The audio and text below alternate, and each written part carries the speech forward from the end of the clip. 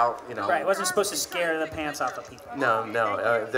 And when you watch it, knowing that, you can see a lot of humor in the plot and over the course of the film. And I always thought that was pretty interesting. When I told Johnny that, he totally agreed with me. Now, did that when it came out, did people say like, this is not a pure horror movie? Do pure horror people just discount it for that?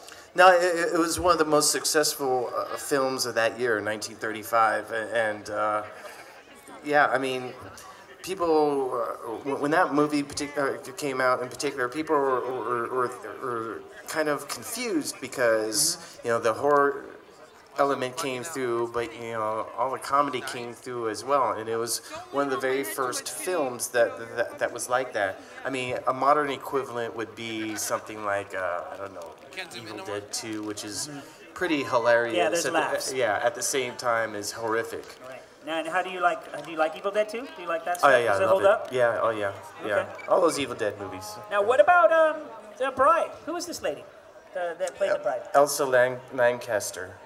Did she? What happened to her? She Is it a sad Hollywood story? No. She had a career that went up until like the 70s, 1970s. She was married to Charles Lofton, which was pretty unusual because, well, now we know that Charles Lofton. He was one of those actors that was in the closet back then. Right. Back then, you would just get a wife, and that's how they did it. Yeah, exactly. Yeah, right. And I guess it was an arranged marriage. By press agents. Yeah, whatever. exactly. What a crazy world that was. Yeah. It's It's like, you tell someone and they go, don't worry about it. We're going to get you a wife. We're going to get you, get you all the You'll stuff. be covered. Yeah, it's all fine. Just make the movie. Just kiss her once or twice. Yeah, kiss her once. Yeah. And now, when did you meet the Ramones?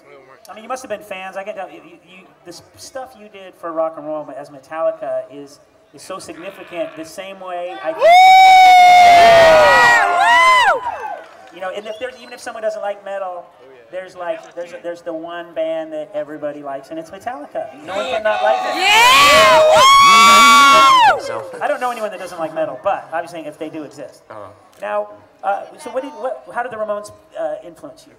Well, Johnny and the Ramones in particular, they had a very distinct sound. Had a lot of energy. They had aggression, but they also had a lightheartedness to their sound, and the lyrics I thought were just plain brilliant. You know. So it was the lightheartedness that you took to Metallica.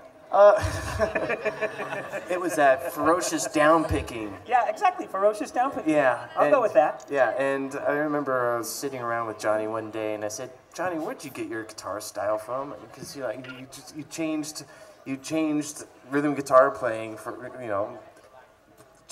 by just going up there and doing your thing. And he once told me that the reason why he played that way was not because it sounded good, but because he was keeping time with his right hand. That was his metronome? Yeah, that was his metronome. He was like, no, 1, 2, 3, 4, 5, 6, 7, 8, 9, 10. And what about the rest of the guys in Metallica? Was there everybody likes Ramones, or some people? Oh yeah. Everybody universal. Yeah, I mean Lars shares the same passionate love for the Ramones that I do. You know, we had all the albums. We went to go see him on a regular basis. You became friends. Yeah, and James as well. Woo, James! All right. Woo! Okay. Well, what about the Rock and Roll High School?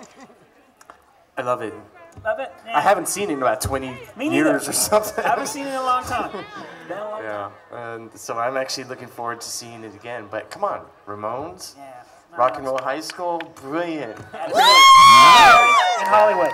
Yes. Kirk Hammett from Metallica, and we are going to Frankenstein, Rock and Roll High School. This is Joe Escalante for Indy1031.com.